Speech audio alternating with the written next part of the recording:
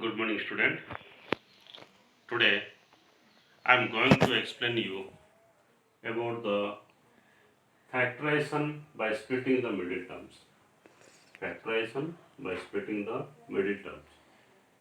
This question is common for both class 9th and 10th. So listen what I am saying carefully. Most of the students have doubt about the middle term, but this is a very simple question. So how can you split a binomial और ए trinomial by factorization method, ये आज मैं आपके साथ discuss करने वाला हूँ। ठीक है, आप लोग ध्यान से देखना है, बहुत इजी सा क्वेश्चन है। बहुत सारे बच्चे यहाँ प्लस माइनस में अक्सर कंफ्यूज हो जाते हैं, उसको पहले दूर करना है और बाकी जो रहा है वो आराम से तुम कर सकते हो। मैं जो वीडियो बना रहा हूँ उसको ध्यान से देखो, उसी को लेकर तुम बहुत सारे प्रॉब्लम भी कर सकते हो। तो चलिए पहले हम डिस्कस करते हैं about the general form of polynomial. I mean the binomial. Okay, as you know, the binomial is ax square plus bx plus c. This is the binomial. Why it is called binomial? The degree of the given polynomial is 2. The highest power of x is 2 here. So that is why it is a binomial. Okay. So what is a? A is the coefficient of x square, b is the coefficient of x, and c is the constant of. So this is the general form. Let me take an example. Suppose the question is given like this: factorize x square plus 5x plus 6. My question is factorize x square plus 5x plus 6 by splitting the middle term. By splitting the middle term. Okay, इसको हम कैसे factorise करेंगे आप लोग ध्यान से देखना। तो first of all will see the value of A. A means coefficient of x. You just compare this to polynomial. Yes, compare it. Suppose there is no number in front of the x square, means the coefficient of x square is 1, so a is equal to 1, b is equal to 5, and c is equal to 6. All are positive value here. First of all, we will discuss about the positive value, then let me see the negative one. Okay, so first you multiply a into c. Multiply a into c. It means what? 1 into 6. Answer is 6. Now split 6 in two pair of numbers such that their sum must be 5.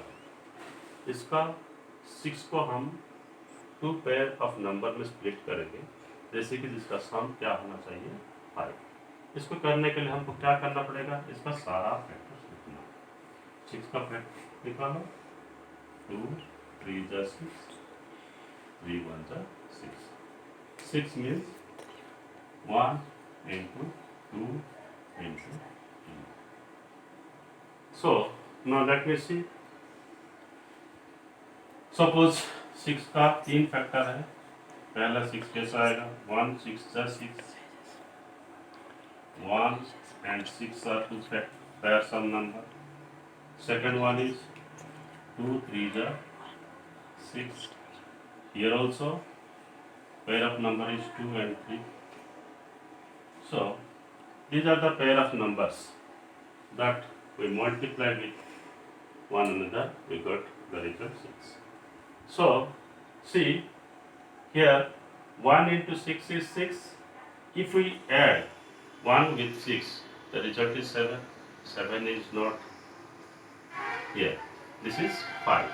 So in second case, see 2 3 ja 6 means 2 plus 3. 2. If we add these two numbers, 2 plus 3, we got 5. So here b is 5. So this pair of numbers satisfy in this polynomials. Okay, now split it. X square plus 5 means instead of 5 you split 2 plus 3 into x plus 6। हम इसको क्या करना है, 5 को split किए, पहला pair आया 1 into 6, लेकिन 1 को 6 को ऐड करने में हमको 7 आता है, यहाँ 5 प्रेजेंट है तो हम ये नहीं ले सकते। सेकेंड वन क्या है, 2 3 जा 6, 2 ये दो पेयर भी नंबर, ये भी पेयर नंबर में 2 3 है, तो 2 को 3 को ऐड करने से 5 आता है, तो ये सेटिस्फाई करता है, इसलिए 5 को स्प्लिट करके हम 2 प्लस 3 लिखे हैं। अब इसको खोल दो, x square plus 2 into x 2x plus 3 into x 3x plus 6। So now take the common in between these two, x with the common, we will take common x, maximum जो जाता है वो हम कॉमन लेंगे, common से क्या बचेगा, यहाँ x बचा, यहाँ 2 बचा, और यहाँ पे भी प्लस, आपको ये जो है वही लिख दो x प्लस 2, और इनमें से देखो कैसे x आता है, इसमें क्या कॉमन जाने से, 3 कॉमन जाने से जाता है x, ये कॉमन निकाल दिया, ये कॉमन यहाँ बचा x, यहाँ बचा, यहाँ जो आएगा सेम चीज थिंग यहाँ पे भी आएगा। इसको फिर से हम क्या करेंगे, x प्लस 2 को फिर से कॉमन ले जाएंगे, तो यहाँ बचा x, ये आपका फैक्टराइज हो गया। Okay, let me take another example. Let me take another example, that is, suppose the question is given like this, 6x square plus 5x minus 6. 6x square plus 5x minus 6. Do the same procedure. What is a here? A means to multiply a with c. You got a means 6, b means minus 6. Answer is minus 36. The product of a and c is minus 36.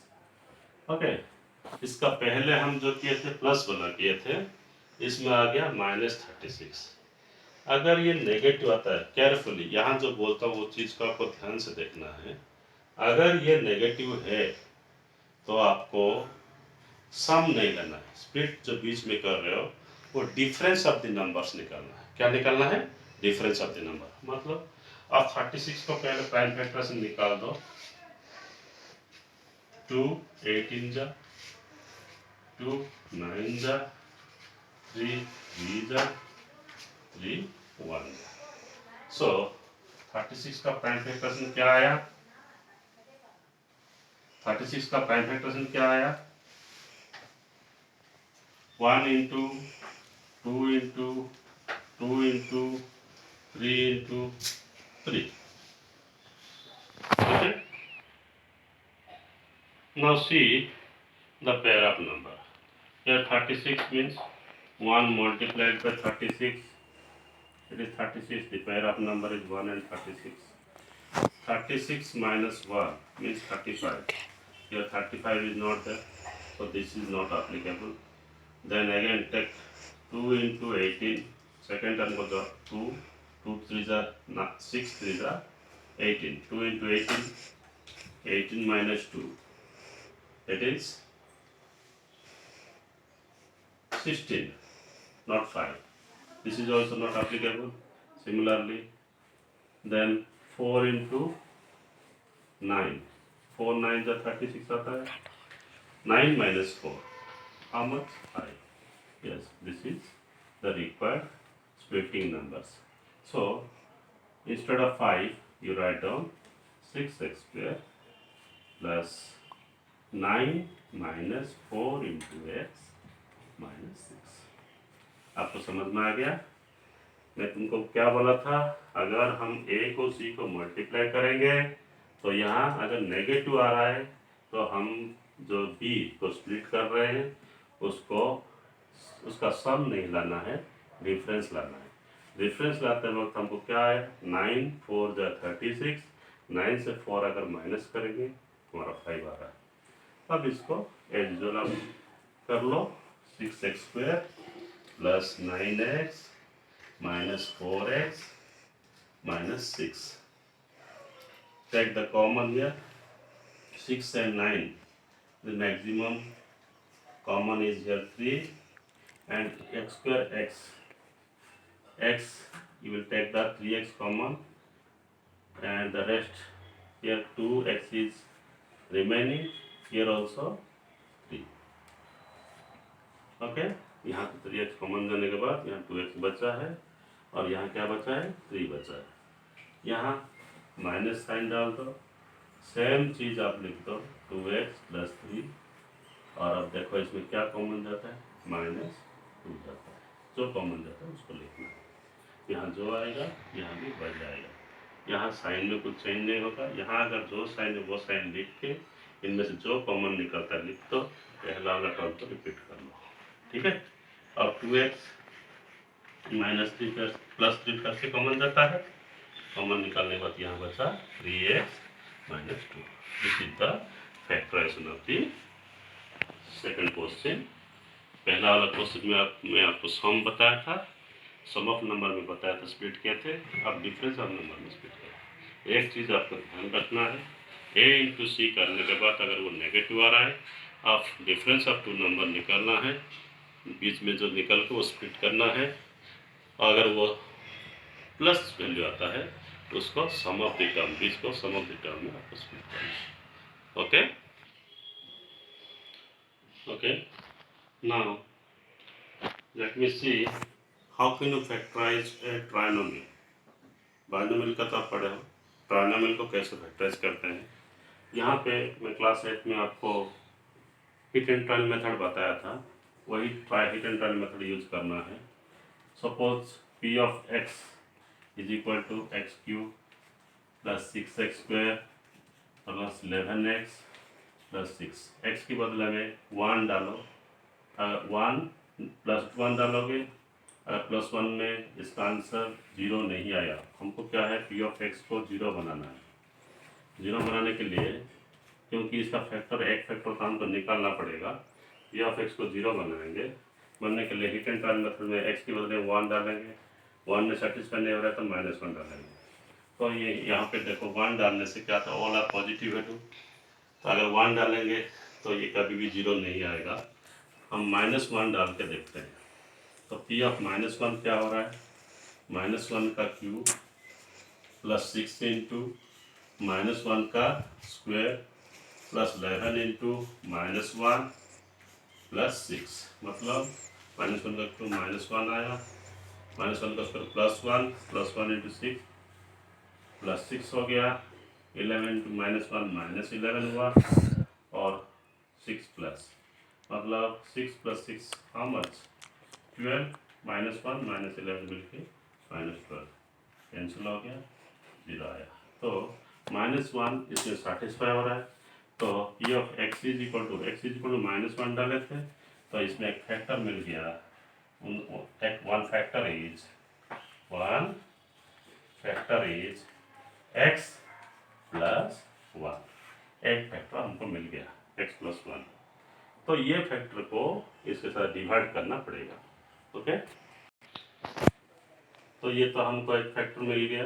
अब क्या करेंगे, x plus 1 को हम long division method में divide करेंगे, x³ plus 6x² plus 11x plus 6। आपको तो division बताया था, सेम प्रोसेस यहाँ पे मैं डिवाइड करो, यहाँ ऊपर लिख देता हूँ x³ पहले क्या करना है, फर्स्ट टर्म को इसका फर्स्ट टर्म के साथ डिवाइड करो, x³ डिवाइडेड बाई x, मतलब x² आ रहा है, क्या आ रहा है, x एक कट गया, स्क्वायर रह गया, x² बचा, जो भी डिवाइड करने आता आया उसको यहाँ लिखो x² को पूरा टर्म को मल्टीप्लाई करो, x² इंटू x क्या है, x³। इसको मैं ज़्यादा डिटेल में आपको नहीं बताऊँगा, पहले से बता दिया था, plus x² into 1 x²।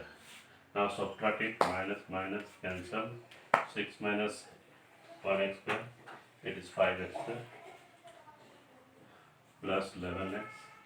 Now 5x, or how you got, you just put the value 5x into x, 5x², 5x into 1, 5x, again subtract it, you cancel, 11 minus 5, 6x,